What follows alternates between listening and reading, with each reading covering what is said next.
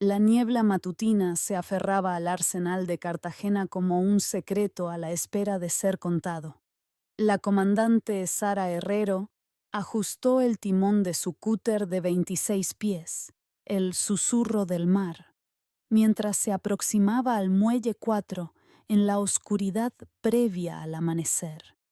La embarcación no llevaba marcas militares, solo su nombre pintado en pequeñas y pálidas letras en la popa. Y eso era intencionado. A sus 42 años, Sara había pasado los últimos 15 ascendiendo en el escalafón del mando de sistemas navales, ganándose su posición como la oficial de sistemas de más alto rango de la flota a base de pura competencia y una habilidad casi sobrenatural para mantener la calma bajo presión. Antes de continuar, me gustaría saber, ¿de qué país están viendo este video? Escriban en los comentarios y veamos qué país es el más activo. La misión de hoy era crítica. Probar en el terreno el nuevo sistema de navegación autónoma Poseidón en condiciones reales de puerto, lejos de la supervisión burocrática que a menudo corrompía los datos. Había presentado su autorización a las 04:00 horas, incrustándola en las profundidades de los registros del sistema, donde solo aquellos que sabían cómo mirar la encontrarían. La prueba requería una discreción absoluta. Demasiados ensayos anteriores se habían visto comprometidos por altos mandos que querían fotos para la prensa y políticos que buscaban titulares. Mientras el susurro del mar se deslizaba hacia el muelle restringido, Sara cortó el acelerador y dejó que el impulso la llevara a su posición. Sus movimientos eran precisos, casi rituales. Amarrar la proa con manos rápidas y seguras, ajustar las defensas, comprobar el panel del Poseidón por última vez. El sistema había funcionado a la perfección. Su suave brillo azul indicaba una recopilación de datos exitosa. Se quedó en el borde del muelle, respirando el aire salado y observando cómo la primera cuchilla de luz solar atravesaba el horizonte. Todo iba según el plan.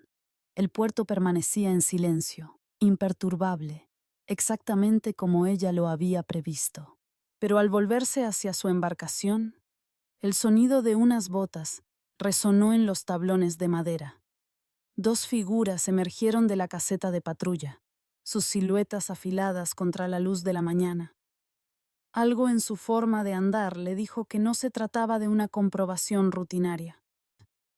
El cabo David Reyes vio la pequeña embarcación en el momento en que salió al exterior, su café aún humeando en el aire fresco.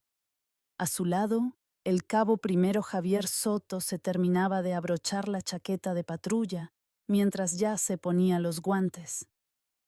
«Alguien se ha perdido», masculló Soto, mirando la embarcación de recreo con evidente desdén. Demasiado pequeña, demasiado silenciosa. Y sin una señal de transpondedor adecuada, añadió Reyes. Se acercaron con la confianza casual de hombres que han hecho esta rutina 100 veces antes. Ninguno se molestó en comprobar sus registros o verificar las asignaciones del muelle. En sus mentes, el muelle 4 era su territorio, y esta mujer, fuera quien fuera, no pertenecía a él. La primera señal de advertencia debería haber sido la compostura de ella. La mayoría de los intrusos tartamudeaban, ponían excusas o intentaban huir.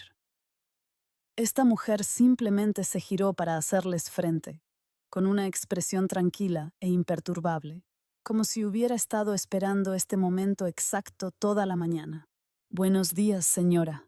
Este es un muelle restringido», anunció Reyes, su voz con la autoridad practicada de quien está acostumbrado a una obediencia inmediata. «No puede amarrar aquí sin la debida autorización. Identificación, por favor». Sara estudió a ambos oficiales por un momento, analizando su lenguaje corporal, su posicionamiento, la forma en que la mano de Soto ya descansaba cerca de su cinturón. Había mandado a hombres en zonas de guerra que mostraban más contención de la que estos dos exhibían en su propio puerto. Mi autorización está incrustada en el registro del sistema, respondió en voz baja, cada palabra deliberada y medida. Archivada a las 0400 horas.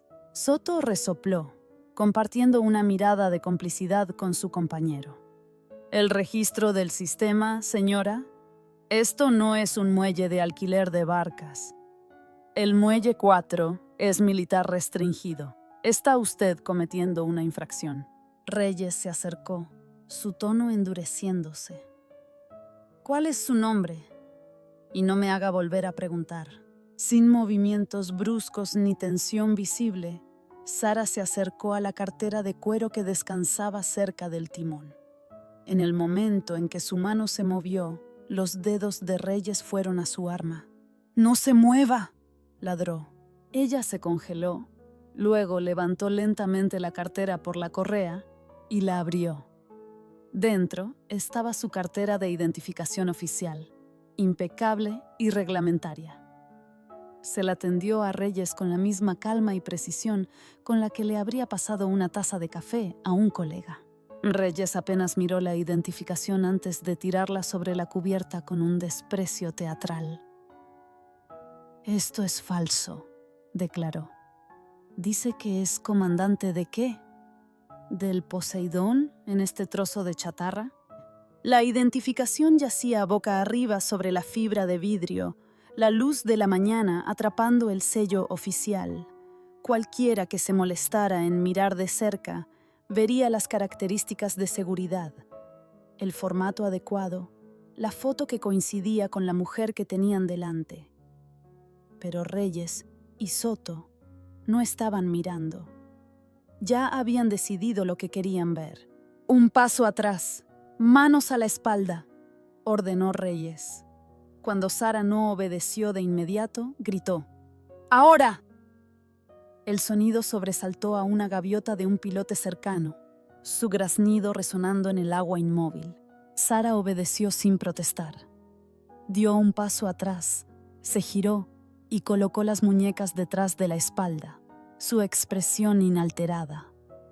No habló, no discutió, no amenazó con consecuencias.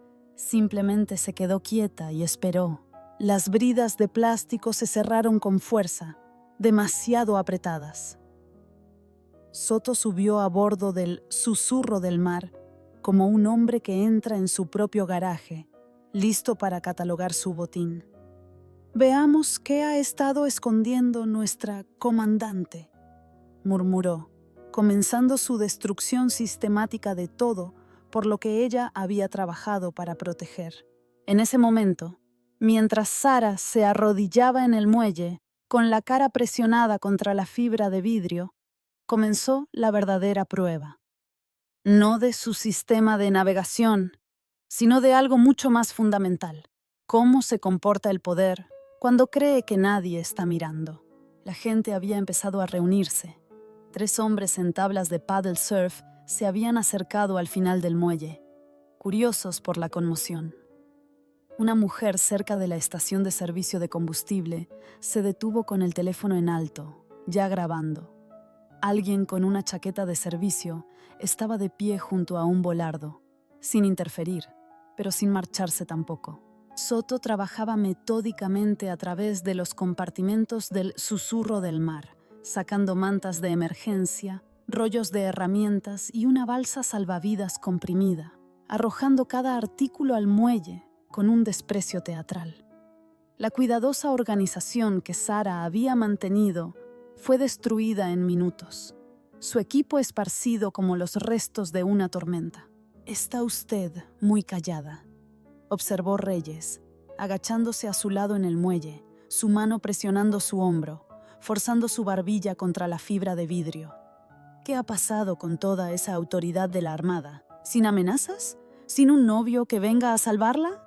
La respiración de Sara se mantuvo constante. Inspirar, expirar, controlada. Las bridas le estaban cortando la piel pero no cambió de posición.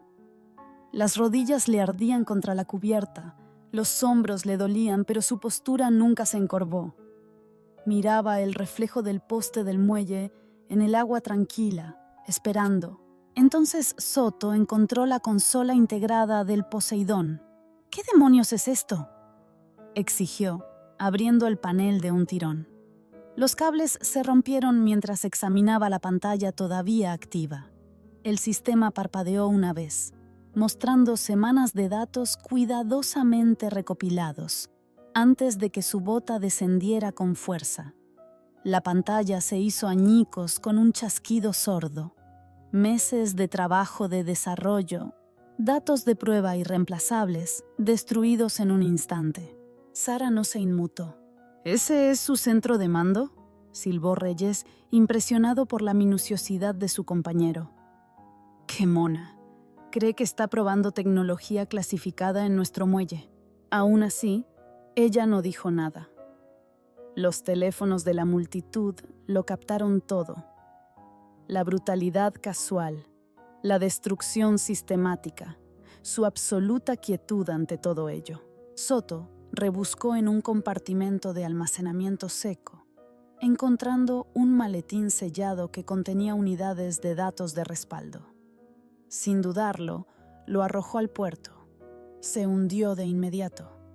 «Uy», dijo con una sonrisa. Reyes cogió la cartera de ella, la que contenía su identificación. La balanceó una vez por la correa, probando su peso, y luego la arrojó al agua, donde salpicó y desapareció bajo la superficie.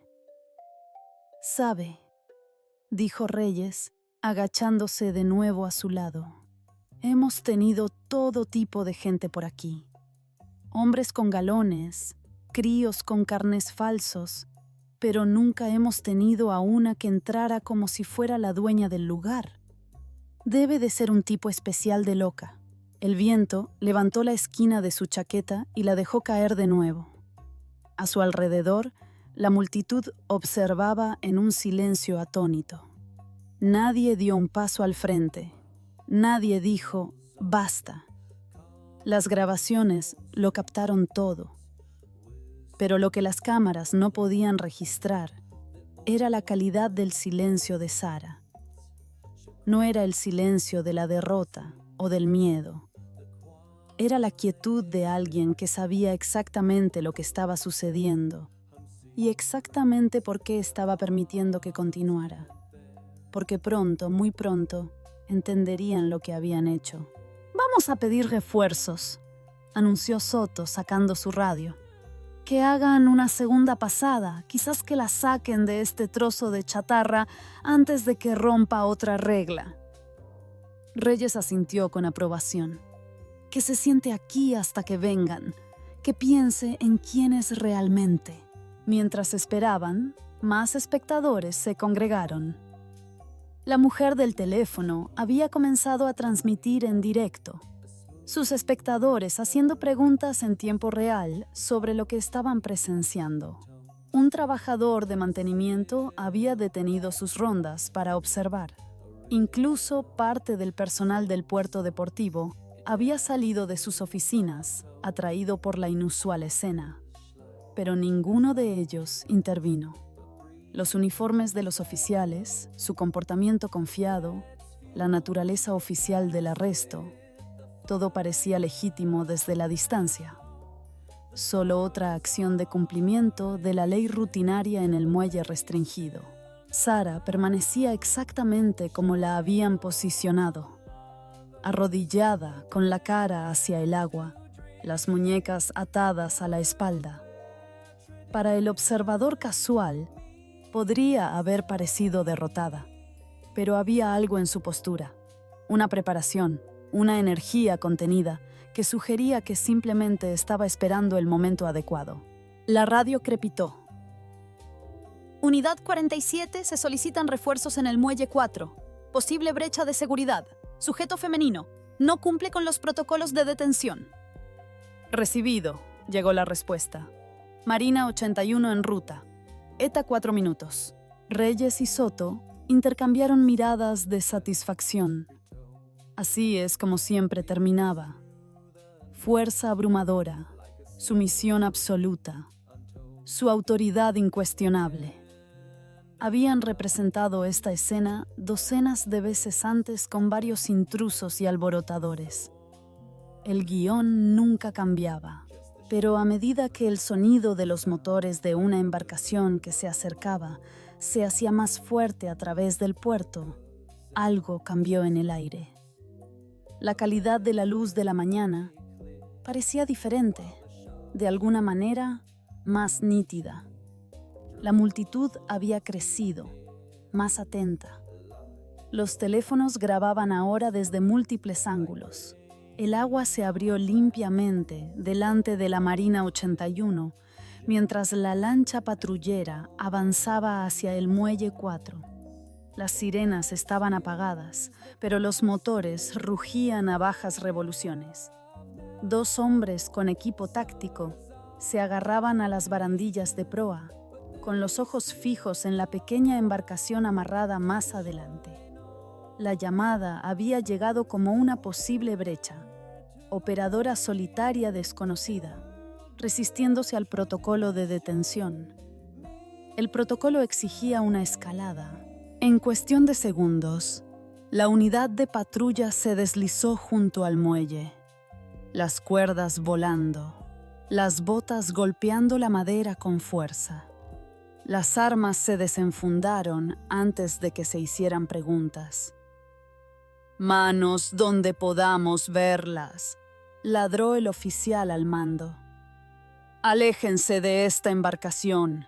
«Señor, ya está inmovilizada», explicó rápidamente uno de los oficiales originales. «La aseguramos cuando no quiso cooperar». El líder del equipo de respaldo no bajó su arma. Sus ojos recorrieron la escena. La mujer arrodillada, el equipo esparcido, la multitud de teléfonos grabando. Este fue el momento en que todo cambiaría, cuando las suposiciones se desmoronarían y la realidad se afirmaría con una claridad devastadora. «¿Cuál es su nombre?», exigió el oficial al mando de los refuerzos, su voz cortando el aire de la mañana como un disparo de advertencia. La respuesta de Sara fue tranquila, casi demasiado silenciosa para el caos que se desarrollaba a su alrededor. Pero en ese silencio, cada palabra tenía el peso de una autoridad absoluta. «Soy Sara Herrero», dijo, su voz uniforme y sin rastro de ira, comandante del Mando de Sistemas Navales. Hubo una pausa, lo suficientemente larga como para que el viento cortara el muelle, para que uno de los oficiales de respaldo más jóvenes entrecerrara los ojos y mirara la tarjeta de identificación desechada que yacía medio enterrada en la sombra cerca de la barca. El oficial la recogió. Su rostro palideció al leerla. Miró a su oficial al mando. No hubo palabras entre ellos, solo un único y silencioso asentimiento que lo cambió todo. El aire mismo pareció cambiar. Las armas bajaron, los ojos se abrieron de par en par. El oficial al mando se puso rígido, parpadeó con fuerza y luego, con una tensión visible en los hombros, levantó la mano derecha y realizó un saludo formal. Un jadeo recorrió la multitud. La mujer junto a la estación de servicio bajó ligeramente el teléfono, dándose cuenta de lo que acababa de filmar. Alguien susurró: ¿ha dicho comandante? Otra voz añadió: joder, es de la Armada. Un oficial de respaldo se acercó al lado de Sara, cortando las bridas de plástico con un cuidadoso golpe de su cuchillo. Ella no se inmutó mientras sus brazos caían a los lados. Las marcas rojas en sus muñecas contaban su propia historia, pero no dijo nada al respecto. En su lugar, se levantó lentamente, sacudiéndose los escombros de la chaqueta. Sus ojos no miraron a la multitud, ni siquiera se posaron en los oficiales que la rodeaban. Miraba hacia el puerto, silenciosa y serena. El hombre que la había saludado se aclaró la garganta. «Mi comandante, yo pero las palabras vacilaron. Ella levantó una mano, no para silenciarlo, sino para desechar cualquier explicación. No había confrontación en el gesto, ni exigencia de disculpa. Solo el reconocimiento de que se habían cometido errores y que ahora serían corregidos. Los oficiales que la habían arrestado se quedaron helados, observando cómo se desarrollaba la escena. La boca de Reyes se abrió, pero no encontró nada que decir. Soto dio un paso atrás, como si el cambio en la presión del aire le hubiera soltado algo por dentro.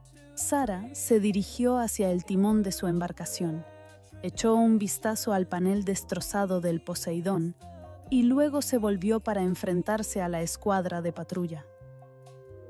«Aseguren el perímetro», dijo, no en voz alta, pero sí con claridad. «Suban los registros de la embarcación antes de que se corrompan». Y así, sin más, se movieron. Sin dudarlo, sin cuestionarlo. La misma autoridad que había sido desestimada minutos antes, ahora comandaba una obediencia instantánea. La multitud que una vez se había reído, que una vez había agravado su humillación, ahora se abría paso en un silencio atónito. Sara no pidió reconocimiento, ni ofreció discursos. Simplemente se quedó a la vista de todos. Su presencia, ahora innegable. No había habido escalada, ni fuerza, solo un nombre. Y ese nombre lo había cambiado todo. El primer video llegó a las redes sociales al anochecer. 36 segundos de metraje granulado e ininterrumpido que mostraban a una mujer arrodillada en un muelle, con las manos atadas y en silencio, mientras dos oficiales registraban su embarcación y arrojaban sus pertenencias al agua. Sin contexto, sin comentarios, solo su contención frente a la brutalidad casual de ellos. El video se hizo viral en cuestión de horas. Los comentarios llovieron, la mayoría expresando indignación por lo que parecía ser un claro abuso policial. Pero la historia estaba incompleta, dejando a los espectadores con más preguntas que respuestas. Luego, 12 horas después, siguió un segundo video. Este tenía sonido. Mostraba a la misma mujer de pie con una compostura ilegible, mientras una unidad de patrulla de la Infantería de Marina se cuadraba y la saludaba. Se podía oír una voz confirmando su nombre y cargo. «Comandante Sara Herrero, Mando de Sistemas Navales». La respuesta fue inmediata y explosiva. Los presentadores de noticias repitieron el momento en bucle, analizándolo fotograma a fotograma. Los comentaristas se preguntaban por qué ningún transeúnte había intervenido.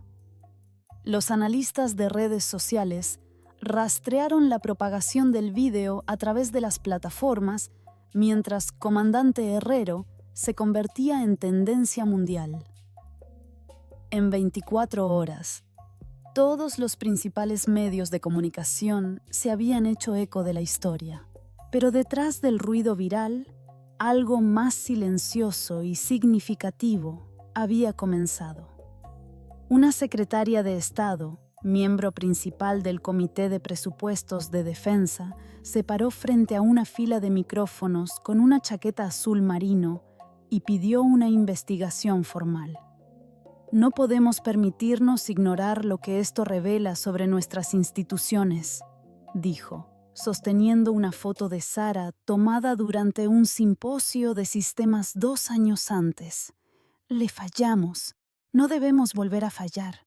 La Oficina de Integridad de la Armada recibió la directiva antes del mediodía. A las 14:09 horas se asignó a la capitana de corbeta Ana Mendoza a la investigación. Conocida por su precisión y su absoluta intolerancia a la corrupción interna, llegó al cuartel general con un maletín sellado y un expediente en blanco titulado «Revisión clasificada. Incidente de Cartagena. Pero la verdadera historia no había hecho más tan empezar. A medida que Mendoza comenzó a solicitar registros y a pedir entrevistas, un patrón comenzó a emerger, uno que sugería que el trato a Sara no era un incidente aislado, sino parte de algo mucho más grande y sistemático. La investigación revelaría no solo la mala conducta individual, sino una podredumbre institucional a la que se le había permitido fester durante años. Y en el centro de todo ello, se sentaba una mujer que había permanecido en silencio durante su propia humillación, sabiendo que, a veces, la respuesta más poderosa es dejar que otros se rebelen por completo. La capitana Mendoza trabajó sola durante las primeras 48 horas, solicitando registros de arresto sin censura, registros de entrada al muelle, rastreos de acceso al sistema y quejas de servicio de los últimos 2 años en el Arsenal de Cartagena. Recibió todo lo que pidió, y más. Apiladas en los archivos digitales, había docenas de quejas presentadas por oficiales subalternos y civiles, cada una apuntando a violaciones de procedimiento, abuso de la fuerza y desestimación de identificaciones adecuadas. Cada una de las quejas había sido cerrada bajo el mismo conjunto de firmas. Revisado. Considerado no escalable. Riesgo mínimo. Un nombre aparecía repetidamente en la cadena de mando, Comandante Elena Valerio. Al principio, los correos electrónicos parecían rutinarios, frases breves, codificadas y burocráticas, diseñadas para evitar el escrutinio, recomendar cierre, escalada insuficiente. No se necesita más revisión, pero el patrón era inconfundible. Cualquier queja que involucrara a una detenida, especialmente donde se habían presentado credenciales, se filtraba directamente al escritorio de Valerio. A partir de ahí, desaparecían. Mendoza no habló con los medios ni emitió hallazgos preliminares. Pero, en silencio, comenzó a contactar a oficiales que habían dejado sus puestos sin explicación. Algunos respondieron en cuestión de horas, otros tardaron más. Unos pocos se habían mudado fuera del país. Todos tenían historias similares. Habían presenciado mala conducta, la habían denunciado y habían sido aislados o expulsados. Ahora querían volver a entrar. Las filtraciones comenzaron 3 días después de que Mendoza abriera su investigación. Memorandos internos, informes de arrestos censurados, resúmenes de la cadena de mando con bloques enteros de texto tachados, capturas de pantalla de solicitudes de traslado denegadas. El tono de la conversación pública cambió. Ya no se trataba de una mujer en un muelle. Se trataba de un sistema que había silenciado a docenas como ella y contaba con que nadie se diera cuenta. Cuando se le confrontó con las pruebas, las defensas cuidadosamente construidas de la comandante Valerio comenzaron a desmoronarse. La prueba definitiva llegó en forma de un correo electrónico con fecha de 7 meses antes, dirigido a un oficial de cumplimiento adjunto. Si se resiste, deténgala. Si no lo hace, deténgala de todos modos. Silénciela de esa manera. La conferencia de prensa que siguió fue breve. La Armada confirmó fallos de procedimientos significativos y una posible supresión sistémica de la rendición de cuentas dentro de ramas selectas de la vigilancia costera. No se dieron nombres, pero el mensaje fue claro. Había investigaciones en curso, cambios de personal inminentes. La Secretaría de Estado dio una segunda declaración. Lo que sucedió en Cartagena no es solo sobre la mala conducta de un oficial. Es sobre lo que permitimos que se convirtiera en un hábito. Le debemos a la comandante Herrero más que una disculpa. Le debemos un cambio. Sara no hizo ningún comentario público. La habían contactado, informado, invitado a hablar. Rechazó todas las solicitudes. La única foto pública de ella Desde el incidente, la mostraba caminando sola por un muelle en los cuarteles navales de Rota, con el viento en el pelo y la mirada al frente. Pero el sistema ya no estaba quieto. Y ella tampoco. La llamada llegó durante el apogeo de la tormenta mediática. Un juzgado federal a 15 kilómetros tierra adentro había sido asaltado. 2 guardias caídos, rehenes confirmados. Sospechoso armado con demandas desconocidas. En cuestión de minutos, el puerto entró en estado de sitio mientras todas las unidades tácticas disponibles se apresuraban a responder. Los oficiales que habían detenido a Sara estaban en el banquillo, pendientes de investigación, de pie inútilmente detrás del cobertizo de combustible, mientras sus colegas corrían hacia una crisis real. Pero mientras el caos estallaba alrededor de la respuesta de emergencia, Sara se movió con un propósito silencioso hacia la furgoneta de mando. En el interior reinaba la confusión. Mapas esparcidos, operadores discutiendo por las frecuencias de comunicación, pantallas que parpadeaban entre tomas exteriores del juzgado y escaneos térmicos borrosos. Alguien gritó sobre la reorientación de la cobertura de un dron. Sara no dijo nada al entrar. Cogió un chaleco portaplacas del estante de equipo y se lo puso como si fuera un hábito. Nadie la detuvo. Nadie cuestionó su presencia. Se sentó en la consola de comunicaciones como si perteneciera a ese lugar. El operador principal estaba a mitad de una llamada con el líder de un equipo SWAT cuando ella se adelantó y pulsó el botón de silencio. «Está faroleando», dijo en voz baja.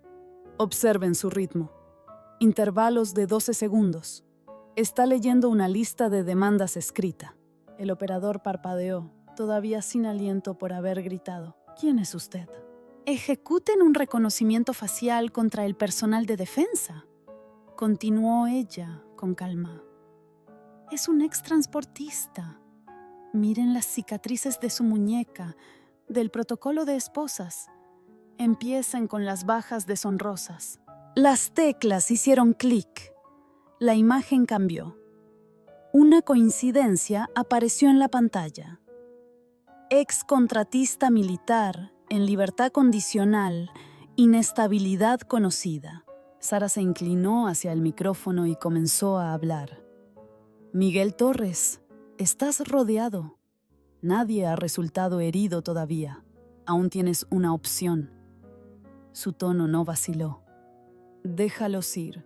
Sabes cómo termina esto. De ti depende cómo suene». La sala se quedó quieta. El instructor cerca de la puerta se congeló a medio ponerse el chaleco antibalas. 2 oficiales superiores dejaron de hablar a mitad de una frase. 2 pasos a la izquierda.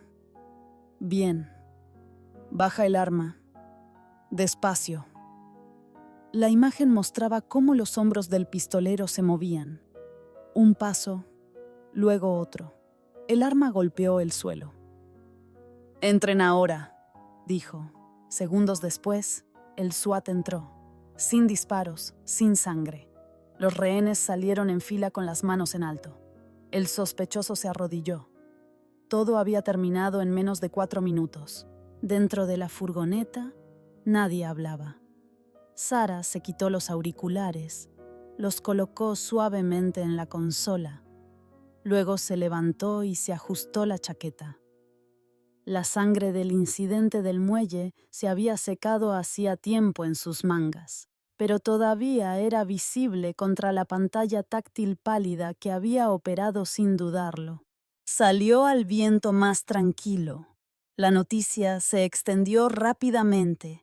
Los operadores de las unidades cercanas se giraron para verla marcharse. Uno saludó antes de darse cuenta de lo que estaba haciendo. Otro lo siguió. Desde detrás del cobertizo de combustible, Reyes y Soto observaban en silencio. Sin burlas ahora, sin sonrisas socarronas. Solo el amanecer del reconocimiento de lo que habían intentado romper y ni siquiera habían logrado doblegar. Sara siguió caminando, pasando por el borde del muelle donde su cartera había sido arrojada y nunca recuperada. No la buscó, no la necesitaba. En el lapso de 1 hora había pasado de prisionera a comandante, pero no había cambiado.